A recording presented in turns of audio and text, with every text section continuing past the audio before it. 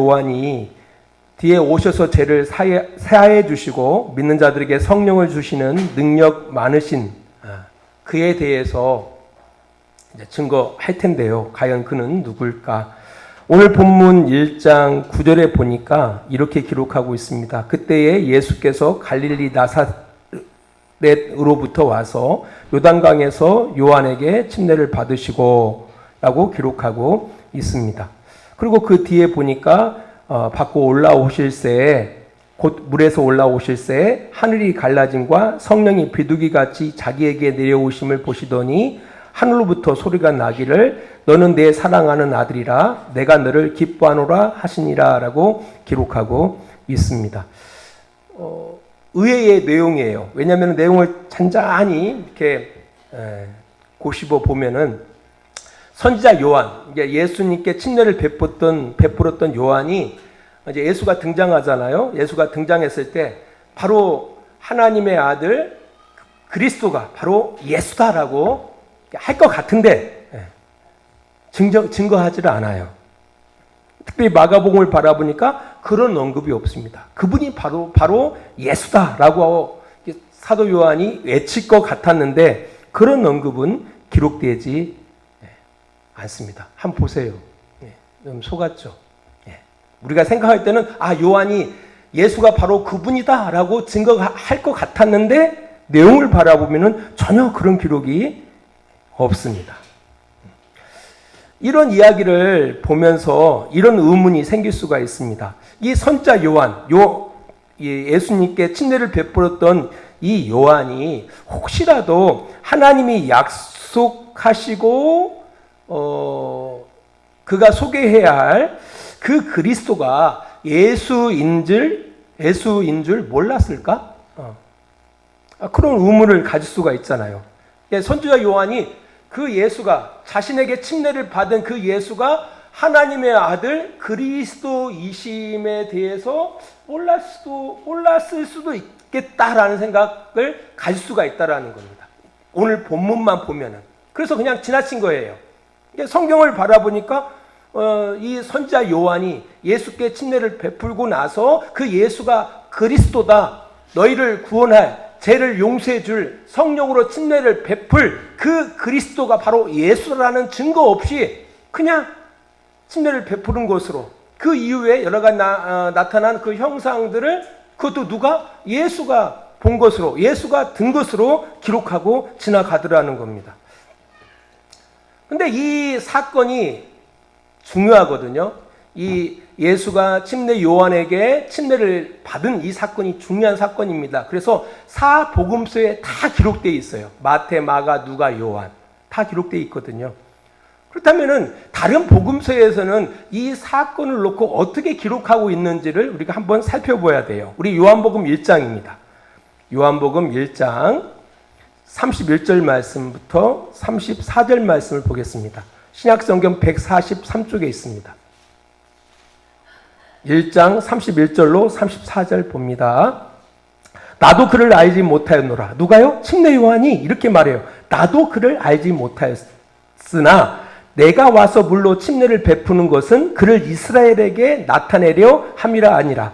요한이 또 증언하여 이르되 내가 보매 성령이 비둘기같이 하늘로부터 내려와서 그의 위에 머물렀더라. 나도 그를 알지 못하였으나 나를 보내어 물로 침례를 베풀라 하신 그이가 나에게 말씀하시기를 성령이 내려서 누구 위에든지 머무르는 것을 보거든 그가 곧 성령으로 침례를 베푸시는 이인 줄 알라 하셨기에 내가 보고 그가 하나님의 아들이심을 증언하였노라 하니라 라고 이야기하고 있습니다. 이 내용을 바라보니까 요한이 몰랐대요. 그러니까 예수님께서 요단강에 그 침례 요한에게 침례를 받으러 왔을 때 그 예수가 그리스도 인지에 대해서 요한도 몰랐다라는 겁니다. 근데 그에게 침례를 베풀고 나서 성령이 그에게 임하고 성령이 비둘기처럼 임하고 그 음성을 들음을 통해서 이가 바로 내가 증거해야 할 그리스도가 맞구나 해서 예수가 그리스도임을 증거하게 됐다라고 이야기하고 있습니다. 또 이 일, 그러니까 요한이 이 침례를 베푸는 이 일에 대해서 이야기를 하는 거예요. 어떤 이가, 그러니까 하나님이 말씀하신 거죠. 누구에게? 요한에게. 네가 침례를 이스라엘 백성들에게 베풀 텐데 그 가운데 그 하늘로부터 성령이 비둘기 같이 임하는 그 이가 바로 네가 전해야 할 메시아 그리스도다라고 이야기를 해줬다라는 거예요. 이렇게 요한복음 1장에서는 기록하고 있습니다. 그러니까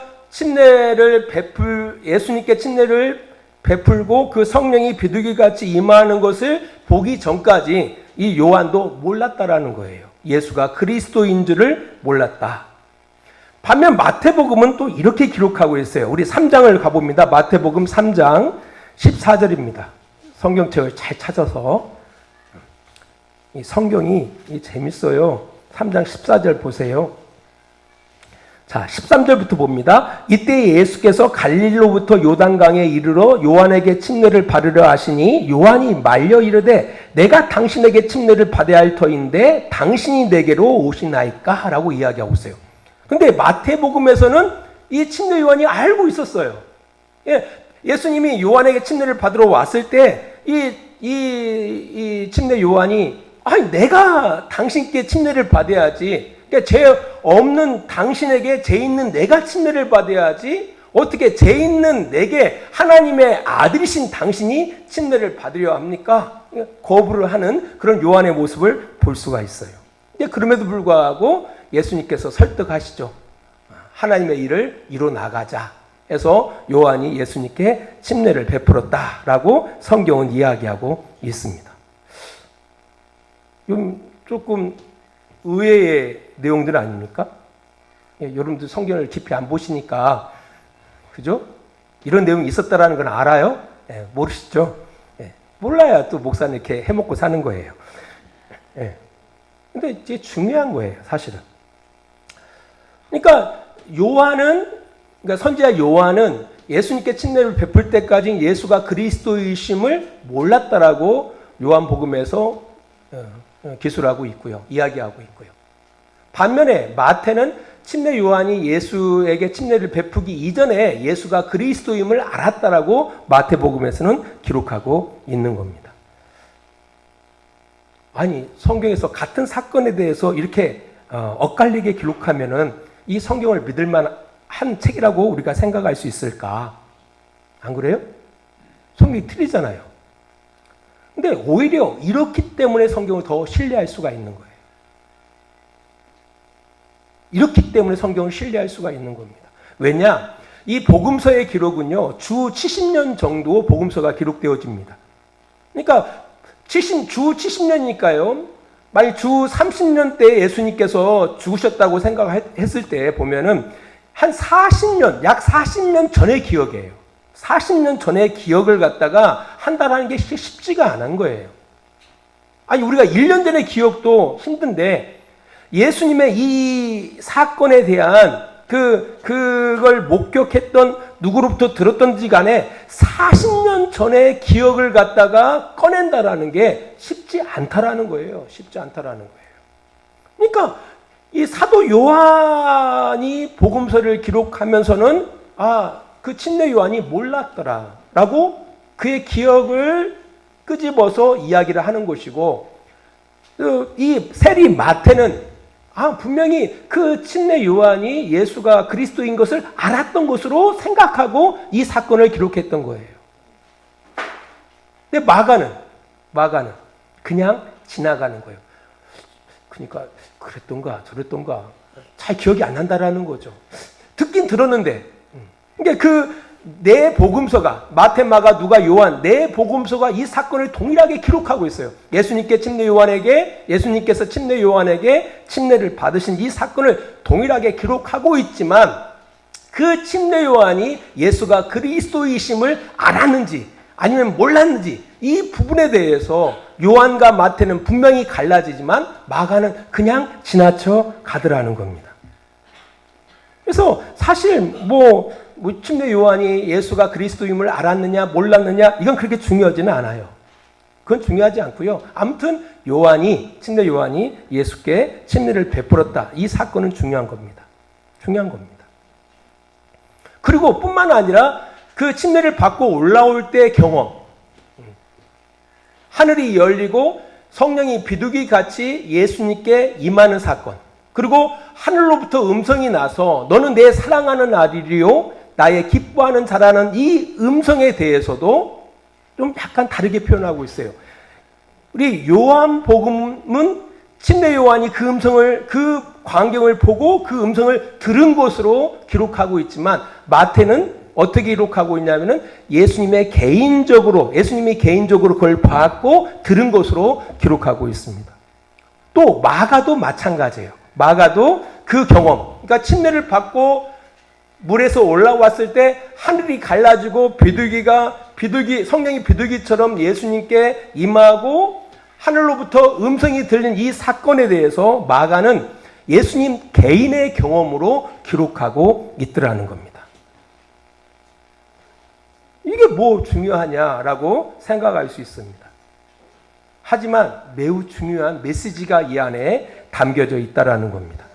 예수님께서는 이 땅 가운데 오셔서 죄를 사하시고요. 그를 모든 믿는 자들에게 성령을 주시는 능력 많으신 분으로 이 땅 가운데 등장하시는 겁니다.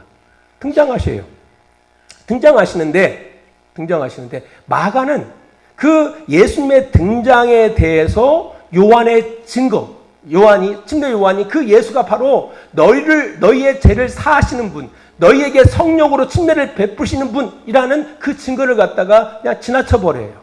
그리고 그 경험도, 침례를 받고 올라올 때 그 경험도 예수의 개인적인 경험으로 이야기를 풀어가더라는 겁니다. 여기 안에 메시지가 있단 말이에요. 그 안에 어떤 능력이 있죠? 죄를 사하시는 능력. 누구 안에? 예수 안에.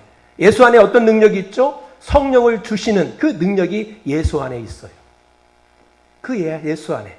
그 비밀이 있는 거예요. 근데 그 비밀을 뭐 하지 않더라는 거예요? 드러내지 않더라는 거예요.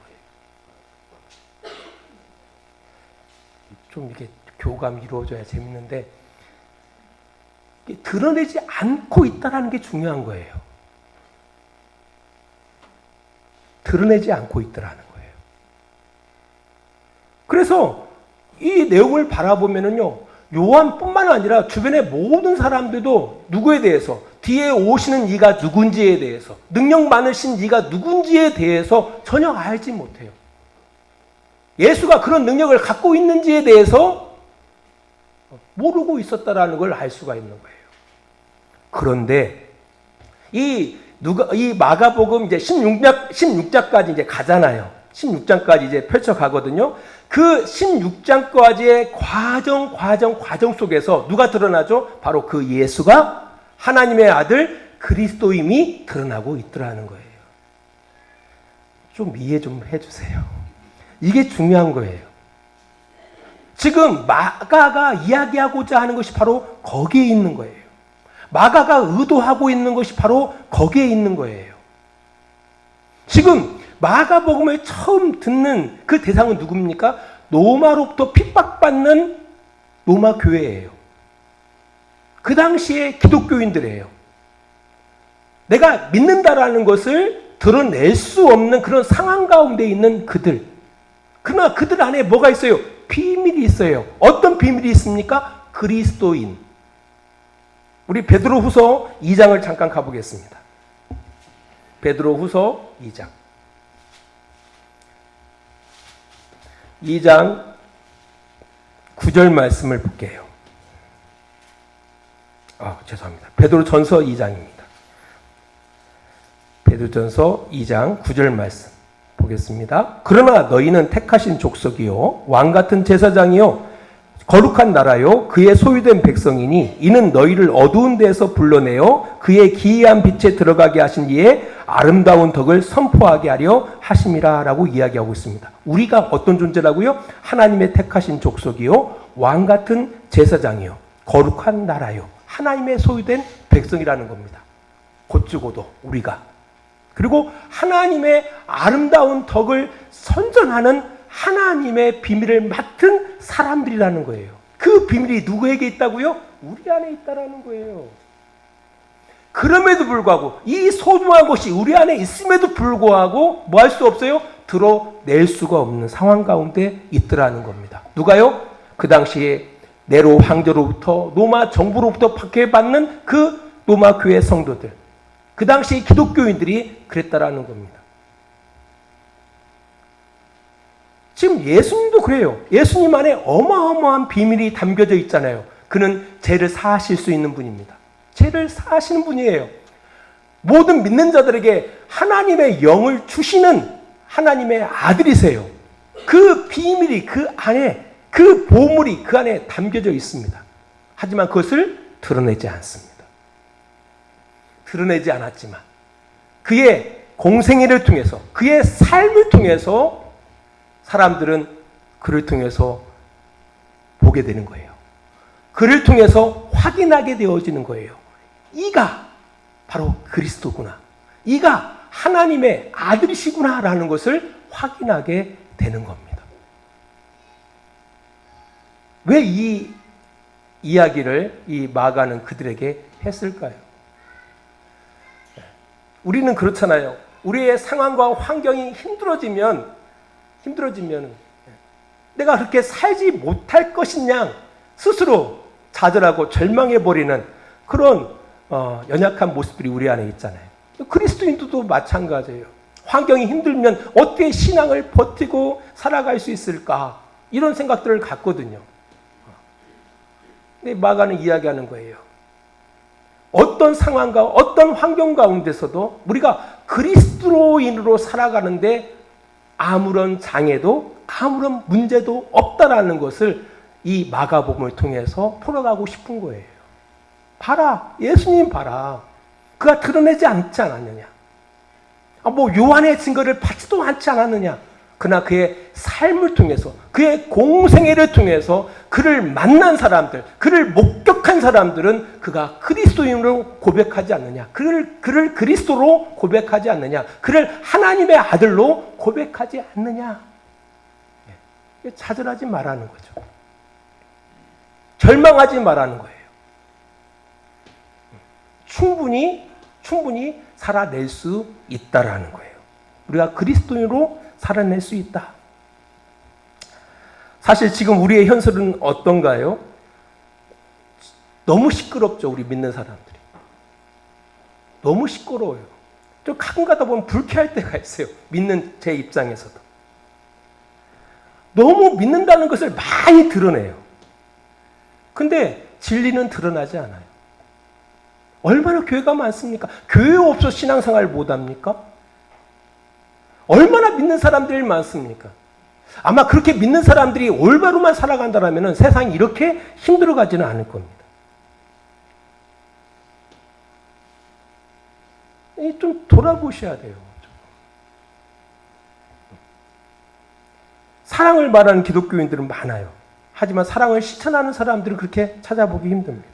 복음을 말하는 기독교인들은 많습니다.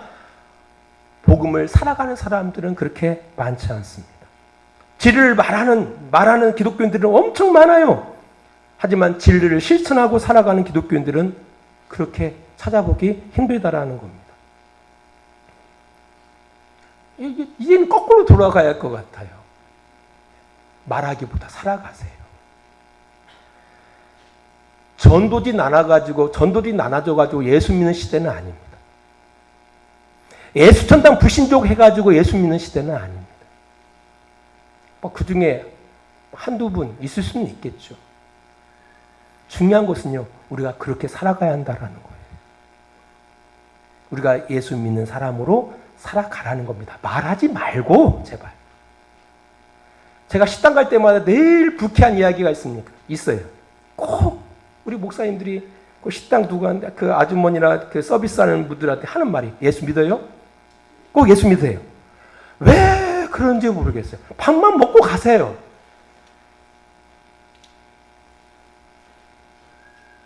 그냥 식사하고 하시면 되는 거예요. 왜 신앙을 물어요? 예수 믿으세요? 예수 믿어야 천국 가요? 돈 딱 해주면서 예수 믿어요? 진짜 매너 없어요.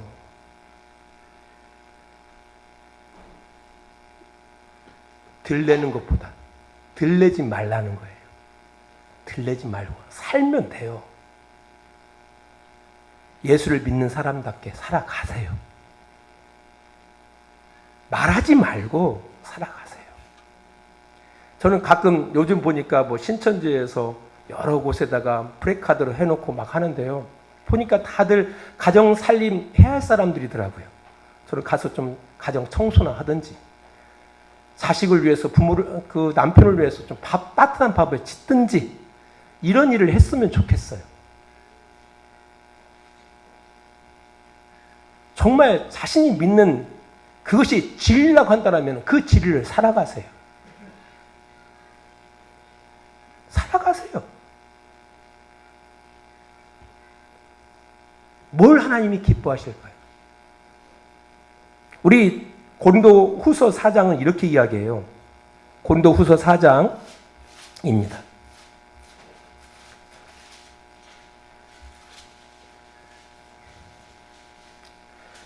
요즘 막 헷갈리는가 봐요. 고린도 전서인가 봐요. 고린도 전서 4장입니다. 4장 1절입니다. 1절, 2절. 사람이 마땅히 우리를 그리스도의 일꾼이요 하나님의 비밀을 맡은 자로 여길지어다. 그리고 맡은 자들에게 구할 것은 충성이니라. 보이는 충성이 아니라 살아가라는 얘기예요. 마음 중자 아닙니까? 마음 심자잖아요. 중심을 가지고 살아가라는 거죠. 마음을 가지고 살아가시면 되는 겁니다. 이런 복된 성도들이 되셔야 돼요. 그것을 기대하고 이렇게 메시지를 꾸려나가고 있는 겁니다. 또 한 가지는 오늘 본문의 이야기 속에 여러 가지 단어들이 등장해요. 13절까지 바라보면은 요단강, 비둘기, 40일, 시험, 그 다음에 들짐승, 천사들, 이런 단어들이 등장해요. 이게요, 그냥 이런 단어들이 등장하는 게 아니에요. 이런 단어들을 통해서 이 마가는요, 그 당시 박해받는 로마 교회를 향해서, 기독교인들을 향하여 뭔가를 던지고자 하는 메시지가 있어요. 요단강 하면 우리가 생각나는 게 뭐죠? 장례식. 현대 기독교인들은 장례식을 기억해요. 왜? 장례식 때마다 요단강 건너가 만날에 이 찬양을 항상 하거든요. 이게 충분히 이해할 수 있는 그런 생각이에요. 하지만 초기 교회 당시 성도들에게 요단강 하면은 바로 떠오르는 그런 이미지가 있어요. 그것은 430년 동안 애굽 생활을 청산하고 홍해를 건너고 광야 40년을 지나다가 드디어 하나님이 약속한 땅, 바로 가나안 땅에 입성해요. 그 가나안 땅에 들어갈 때 건넜던 강이 어떤 강이에요? 요단강이에요. 요단강. 이게 요단강이라는 것은 예수님이 요단강에 와서 침례를 받았다라는 그 안에 담겨진 메시지가 있단 말이에요. 그 메시지가 뭐냐라고 할 때 이제 광야 40년의 시대가 청산, 이것이 맞춰지고 드디어 하나님의 약속한 시대가 열렸다라는 그런 희망의 메시지가 그 가운데 있는 거예요. 그래서 헬라어 성경을 바라보면은요, 우리 침례 요한이 침례를 주거든요. 그때 예수님께서 요단강에 침례를 받으셨다 할 때 그 전치사가 인투예요, 인투. 그리고 그 앞에 그 유대와 예루살렘 많은 무리들이 침례 요한에게 와서 요단강에서 침례를 받았다 할 때는 인이에요, 인. 전치사가 완전히 달라요. 열심히 공부했어요. 그때 인투라는 어떤 의미는 바로 뭐냐면은 그 목적지를 두고 예수님이 오셨다라는 거예요. 그러니까 요단강이라는 그 목적지를 두고 예수님이 오셔서 그 강에서 침례를 받으신 거예요. 이게 깊은 의미가 거기에 담겨져 있는 거예요. 그 당시에는 이런 표현, 이렇게 해서 뭔가 그들에게 뭔가 그 메시지를 제시하는 그런 방법들을 사용했어요. 그 당시에. 네. 이게 40이라는 숫자도 마찬가지예요. 40. 40 하면은 우리 모세가 이스라엘 백성이 광야를 지나다가 시내산에서 율법을 받기 위해서 며칠 동안 40일 동안 거기서 머물잖아요. 40일. 그러니까 그전에는 뭐가 없는 시대? 율법이 없는 시대예요. 하지만 40일 이후에는 뭘 얻은 시대? 율법을 받은 시대. 그러니까 율법을 받아서 율법을 따라 하나님의 말씀으로 살아갈 수 있는 새로운 시대가 열리는 거거든요. 바로 이런 희망을 그 내용들을 통해서 그 단어들을 통해서 제시하고 있더라는 거예요.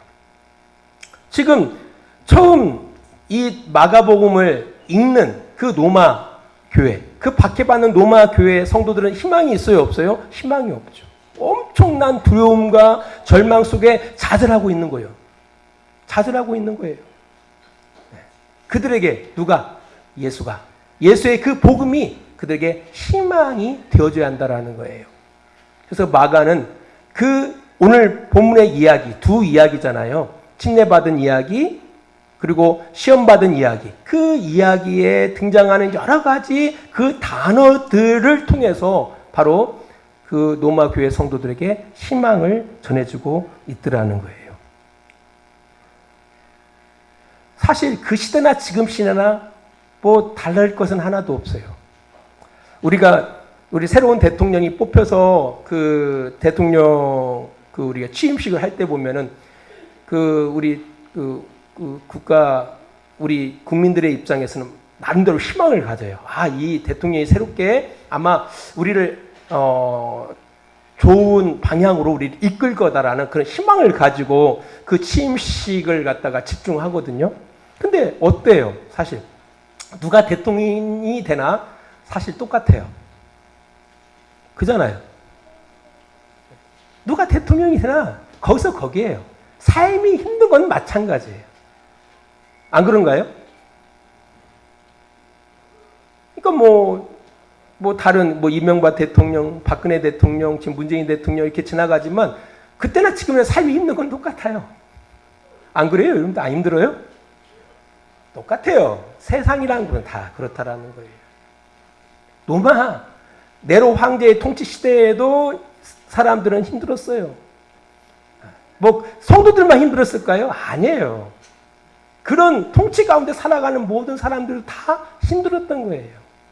그런 힘든 사람들에게 그 예수의 등장은 그들에게 뭘 줘요? 희망을 주더라는 거예요. 지금 시대도 마찬가지예요.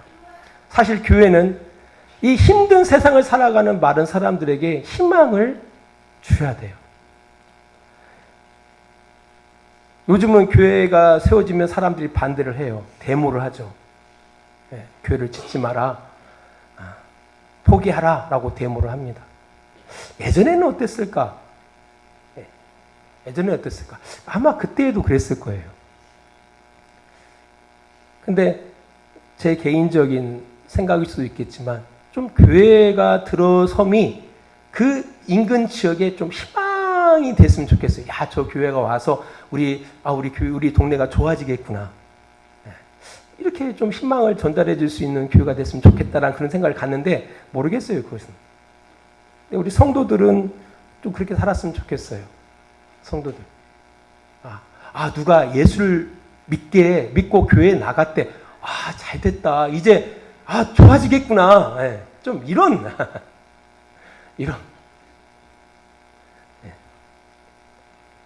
안 그런가요, 여러분들? 좀 그랬으면 좋겠다는 생각이 들어가요. 그래서 교회가 참 힘들거든요, 사람들. 그때나 지금이나 힘들어요, 살아가는 것은. 이 힘든 세상, 어렵게 살아가는 이 세상 가운데에서 교회가 그들에게 희망을 줄 수 있는 그런 교회가 됐으면 좋겠다. 그런 성도들이 됐으면 좋겠다. 예수님처럼. 이런 그런 희망의 메신저로 우리의 삶을 꾸려나가는 우리 주안교회 성도들이 됐으면 좋겠습니다. 말씀의 교류를 맺습니다. 상황이 우리가 그리스도인으로 살아가는데 아무런 문제나 장애가 되지 않습니다. 살아가시면 되는 거예요. 그 보물을 그대로 살아내시면 되는 겁니다. 언젠가는 드러나게 돼 있습니다. 악취도요, 아무리 잘 포장하더라도 악취 드러나게 돼 있습니다. 향기도 마찬가지예요. 향기도 다 드러나게 돼 있는 거거든요. 아무리 포장을 그럴싸하게 한다 하더라도 악취나 하는 것은 악취가 드러나게 돼 있어요. 아무리 포장이 썩음썩음 하더라도 그 안에 담겨진 향기는 반드시 드러나게 돼 있습니다. 살아가시면 되는 겁니다. 그리고 좀 희망이 됐으면 좋겠어요. 여러분들이. 여러분 때문에 가정에 소망이 있고 여러분 때문에 가정에 희망이 됐으면 좋겠습니다. 교회도 마찬가지죠. 교회가 여러분에게 희망, 소망이 됐으면 좋겠습니다. 이런 복된 삶을 살아가시는 여러분 되시기를 바랍니다. 기도하겠습니다. 하나님 아버지, 감사합니다. 우리 안에는 하나님의 자녀의 권세가 우리에게 있습니다. 왕 같은 제사장으로 하나님의 아름다운 덕을 선전하는 이들로 우리가 이 땅 가운데 존재하고 그러한 삶을 살아가야 할 그런 책임과 의무가 있습니다. 말보다 삶을 통해서 우리 안에 그 보물을 드러내는 그런 복된 삶이 되어지기를 원합니다.